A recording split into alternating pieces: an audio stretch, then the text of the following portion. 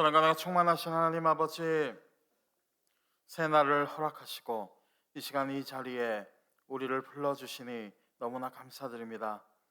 하나님, 이 시간 이 자리에 우리와 함께 하시고 우리의 모든 마음이 하나님을 향할 수 있도록 하나님께서 우리의 모든 시선을 붙잡아 주시옵소서. 또한 이 시간 하나님께서 우리의 모든 기도를 듣고 계시리라 믿사오니 오직 그 믿음 가지고 나아갈 수 있도록 우리의 마음을 또한 인도하여 주시옵소서.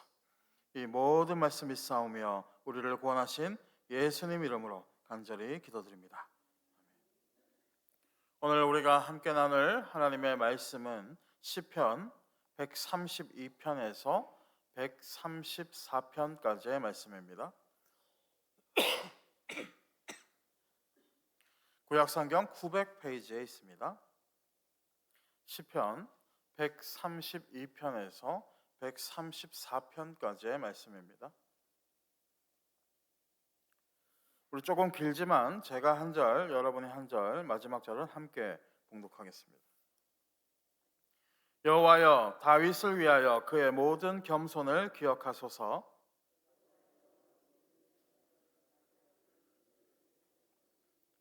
내가 내 장막집에 들어가지 아니하며 내 침상에 오르지 아니하고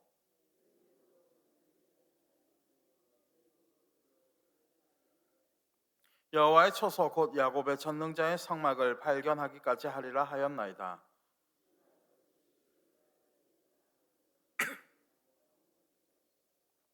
우리가 그의 계신 곳으로 들어가서 그의 발등상 앞에서 엎드려 예배하리로다.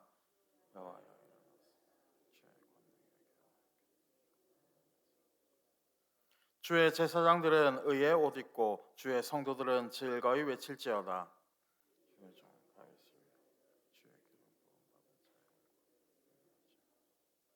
여호와께서 다윗에게 성실히 맹세하셨으니 변하지 아니하실지라. 이르시기를 내 몸의 소생을 내 왕위에 둘지라.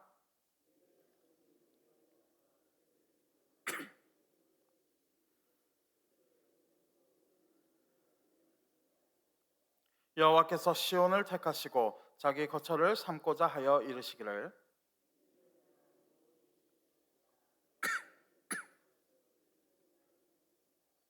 내가 이 성의 식료품에 풍족히 복을 주고 떡으로 그 빈민을 만족하게 하리로다.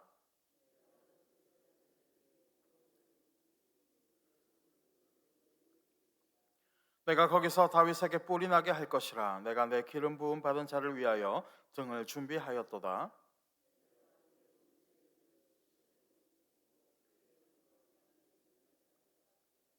(133편입니다) 보라, 형제가 연합하여 동거함이 어찌 그리 선하고 아름다운고.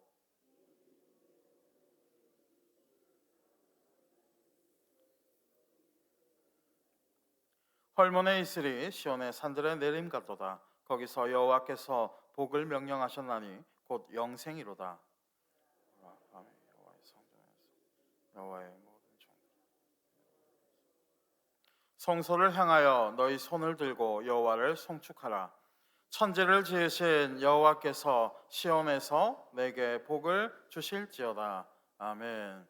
오늘 이 새벽에도 이곳에 나오신 여러분을 주님의 이름으로 축복합니다.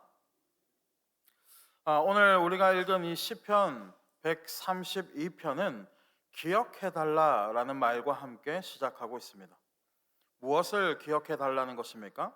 그의 겸손, 그러니까 그가 행한 일을 기억해달라는 것입니다. 자, 어떤 일입니까?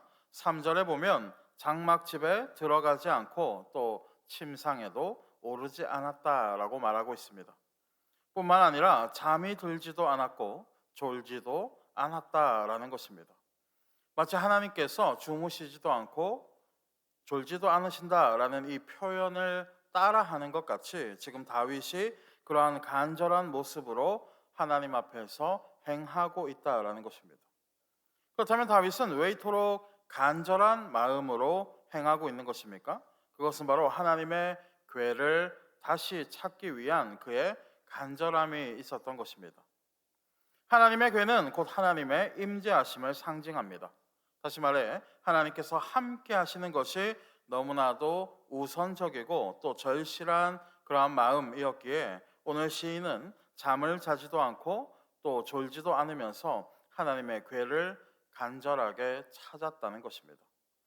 그리고 결국 하나님의 궤를 찾게 되면서 시인은 그동안의 노력들과 기쁨의 내용을 지금 노래로서 표현하고 있는 것입니다.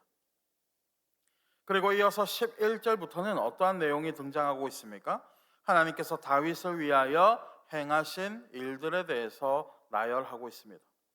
먼저 11절을 보시면 하나님의 약속에 대해서 뭐라고 말씀하고 있습니까? 다윗에게 성실히 맹세하시고 그 약속은 변하지 않으신다라는 것입니다. 맞습니다. 하나님의 약속은 언제나 변하지 않으시고 반드시 이루어지는 신실하신 약속인 것입니다. 그런데 우리가 이 구절을 볼 때에 한 가지 주의할 것이 있습니다. 그것은 바로 오늘 본문의 이 구성이 다윗의 헌신에 이은 하나님의 약속으로 이어져 있기에 우리는 자칫 잘못하면 다윗의 이 헌신으로 인한 하나님의 보상으로 이해할 수가 있다는 것입니다. 자, 무슨 말입니까? 마치 다윗이 공로를 바쳐서 하나님이 응답하신 것처럼 이 공로주의적인 생각을 할 수가 있다는 것입니다. 하지만 하나님의 축복과 하나님의 백성 삼으심은 온전히 하나님께서 우리에게 먼저 베풀어 주신 큰 은혜임을 우리는 기억해야 하는 것입니다.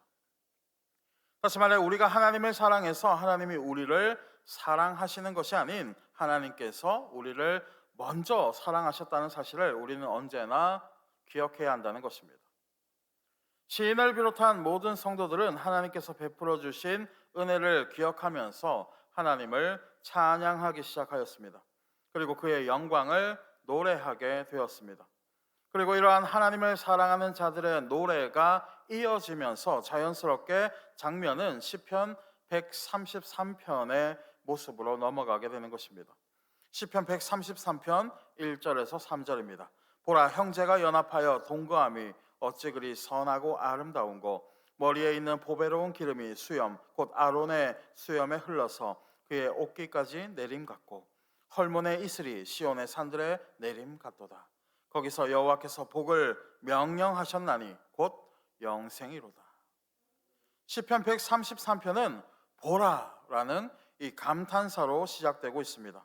어떤 것을 보라는 것입니까? 앞선 이 132편에서 하나님의 자녀들이 함께 찬양하며 하나님 앞에 영광을 올려드리는 그 모습을 보라는 것입니다.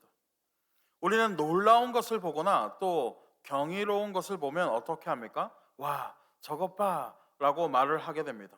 마찬가지입니다. 지금 시인은 하나님의 백성들의 아름다운 그 찬양의 모습을 보면서 보라 라는 이 감탄의 표현을 사용하고 있는 것입니다. 그러면서 마치 성도들의 모습이 어떠한 모습과도 같아 보인다고 말하고 있습니까? 2절과 3절을 보니까 아론의 수염에서 흘러내리는 기름과 같고 또 헐몬의 이슬이 시온의 내림 같다라고 말하고 있는 것입니다. 먼저 아론의 머리에서부터 이 수염까지 흐르는 기름이라는 것은 무엇을 말하는 것입니까? 그것은 바로 이 기름 부음으로써 거룩하게 구별되었다라는 이 하나님의 선택하심을 나타내고 있는 것입니다. 다시 말해 하나님께서 택하신 하나님의 사람이 되었다라는 것입니다. 또한 이 헐몬의 이슬, 이 헐몬의 이슬은 무엇입니까?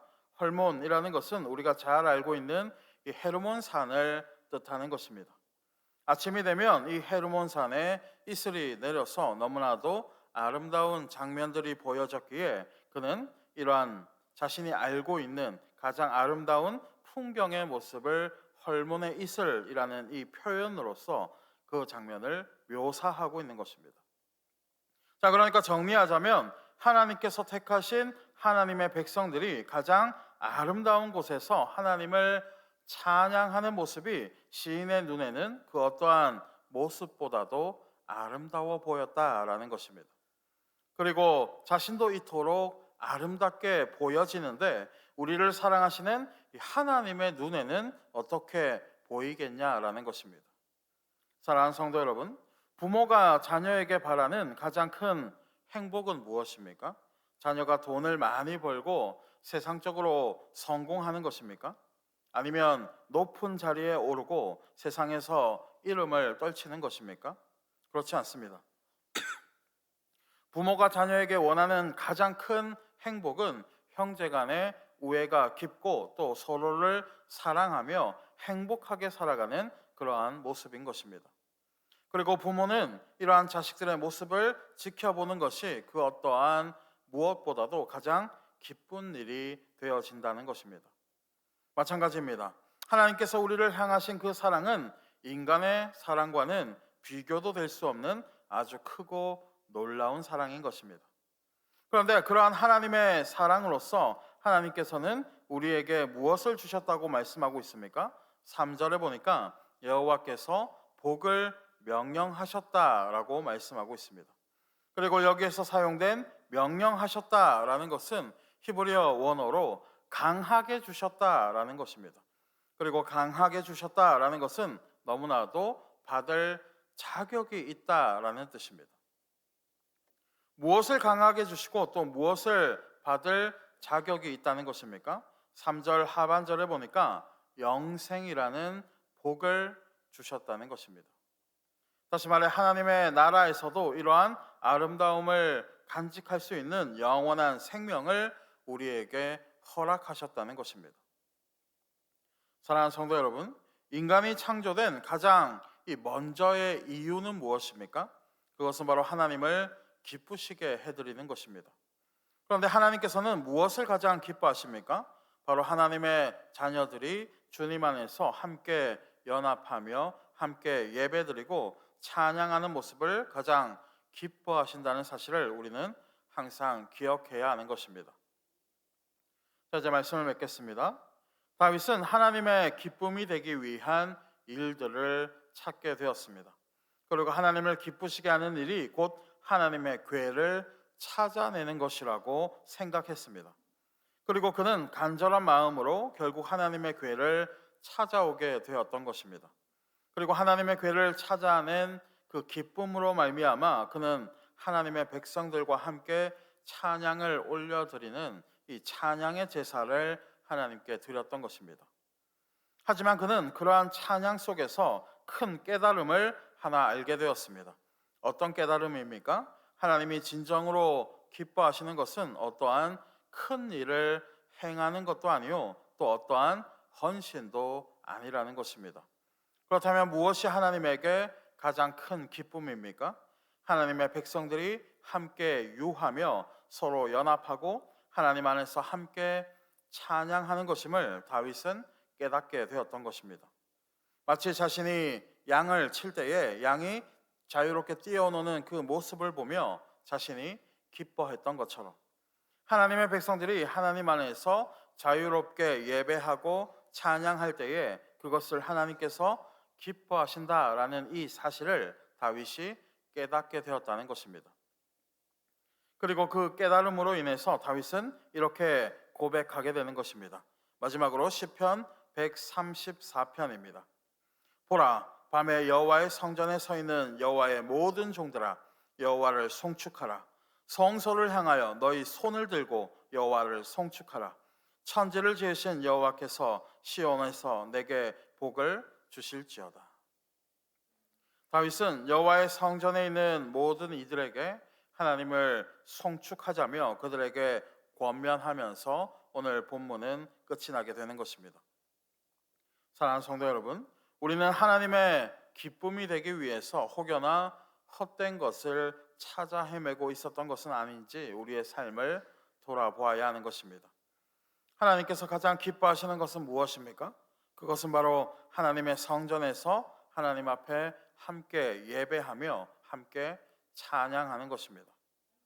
부디 오늘의 말씀을 꼭 기억하셔서 하나님의 기쁨을 위해 살아가고 또 형제의 연합을 이루어 가시는 사랑하는 저와 여러분이 되시기를 이 시간 주님의 이름으로 간절히 축원합니다. 기도하겠습니다.